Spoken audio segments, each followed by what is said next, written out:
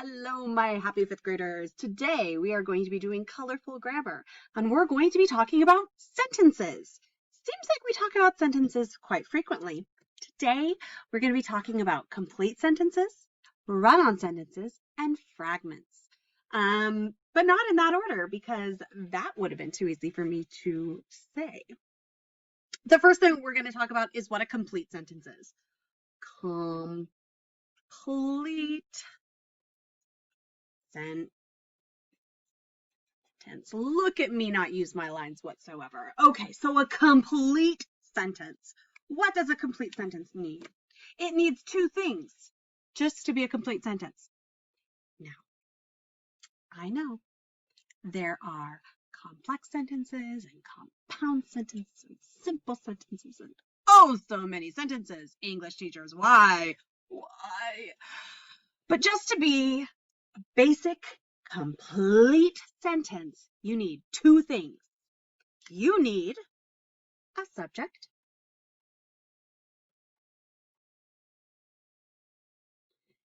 and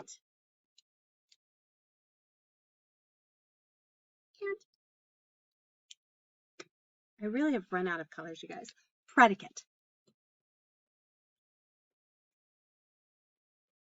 And a predicate is just the fancy way of saying the verb phrase, right? You need to have the subject and what that subject's doing. That makes a complete sentence, a complete thought. The subject and the predicate. You could also do predicate and the subject. Gets a little confusing, but that is what a complete sentence is. If you are missing one of those two things, either you're missing the subject and you just told me what they were doing, or you're missing the predicate, as in you told me the subject but didn't tell me what they were doing. If you are missing one of those two things, you have what we call a fragment.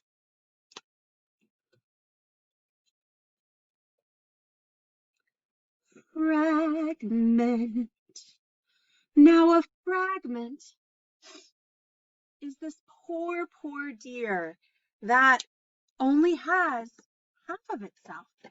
You can have a long fragment, but you're just missing the verb. Okay, so let me give you an example. I'm going to give you a fragment that doesn't have a predicate.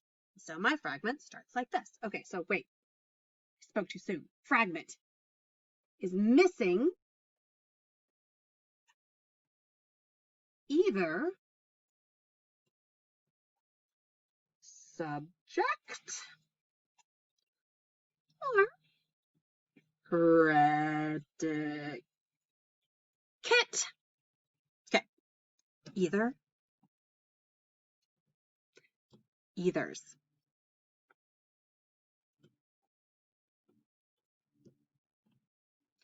Fragments are missing either the subject or the predicate. That's what happens when I'm speaking and writing at the same time. It doesn't work. My brain shuts down. So, the canoe leaning against the shed.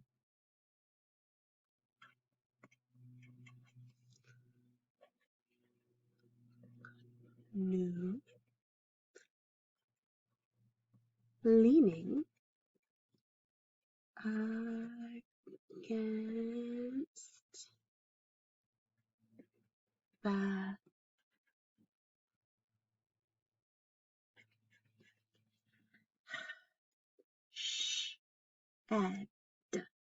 Period.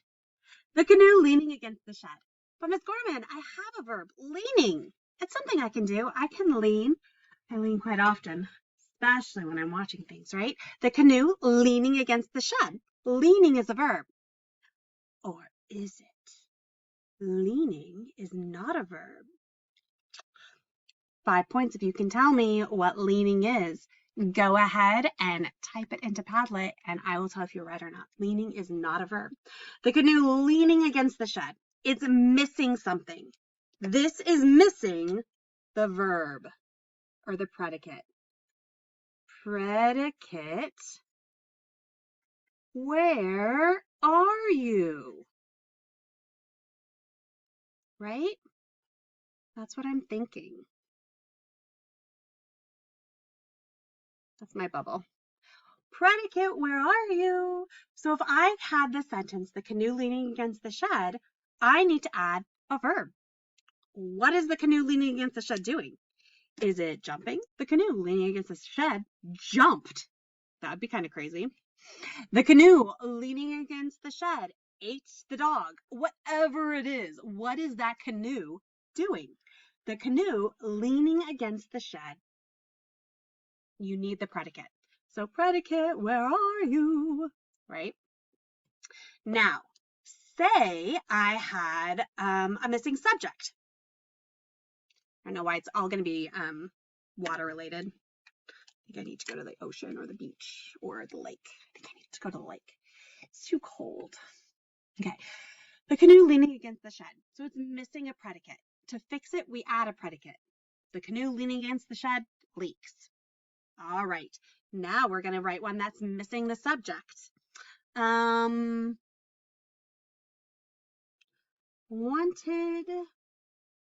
no homework.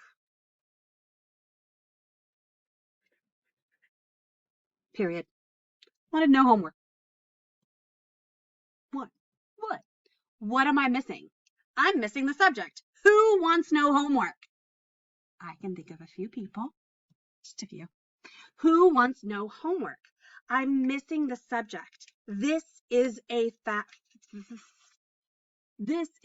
fragment.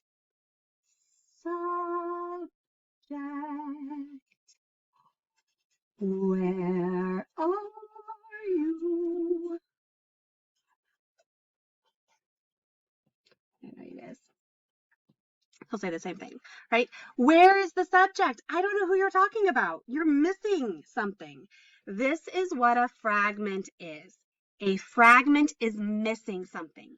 It's missing either the subject or it's missing the predicate. Great. Next issue.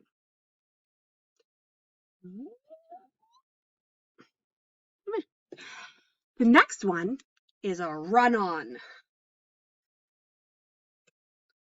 A run-on sentence. And I have to tell you guys, I am the queen of run-on sentences.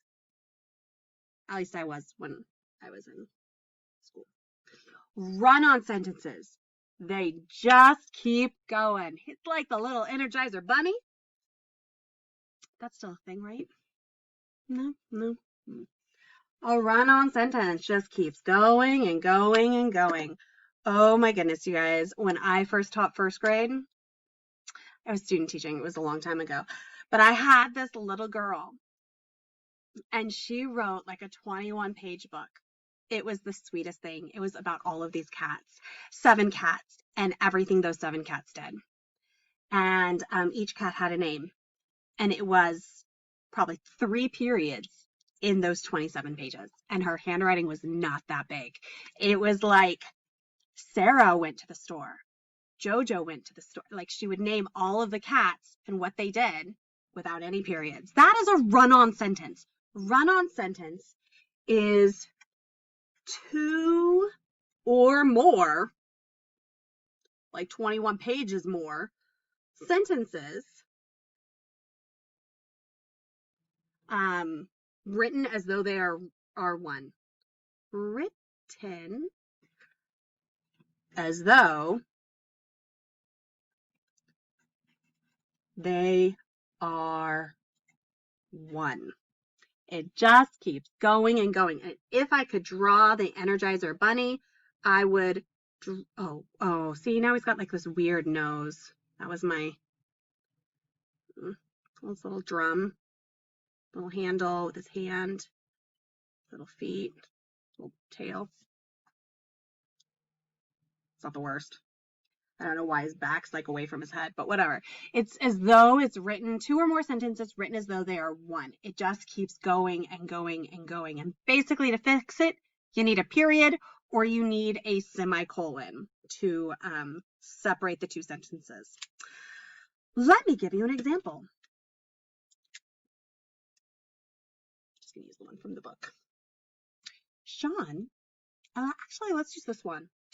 Ooh, no, I've got an idea. The teacher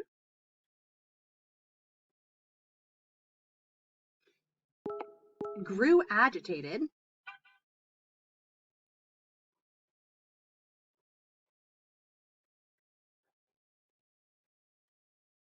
It couldn't make a sound.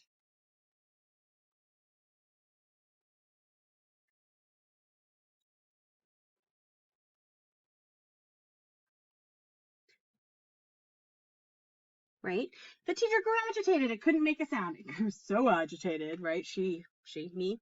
The teacher grew agitated. It couldn't make a sound. Those are actually two sentences. I have the teacher grew agitated. I've got the subject, teacher. I've got the verb, the predicate, grew agitated. The next one, it. I got the subject, it, and I got the predicate, make a sound, couldn't make a sound. So you've got two choices. One, you can put a period and you can capitalize it. The teacher grew agitated. It couldn't make a sound. Or whenever you want to combine two complete sentences without using a conjunction, the only thing you need is a semicolon. Okay? Either way, that fixes it. So that is our grammar for this week. We are talking about fragments, you're missing a section, or you're talking about run-ons where they just keep going and going and going. So when I look at our assessment for this week and the questions that you're going to be seeing, they're going to give you a run-on and ask you how to fix it. Here is a sandwich, juice is in the refrigerator. So what are you going to do? Here is a sandwich, juice, period, is in the refrigerator. I don't want to know what sandwich juice is. Or are you going to put a comma and add a conjunction? Here is a sandwich and juice is in the refrigerator. Help yourself. Right? If I give you a fragment, using bricks to build a wall, how are you going to make that into a sentence that makes sense? Using bricks to build a wall is a fragment. Who's using bricks to build a wall? So I could say, Miss Gorman will be using bricks to build a wall. Miss Grimm should be using bricks to build a wall, right? So they're going to be giving you different parts of a sentence and you're going to be fixing them. All right, you guys, have a great Tuesday.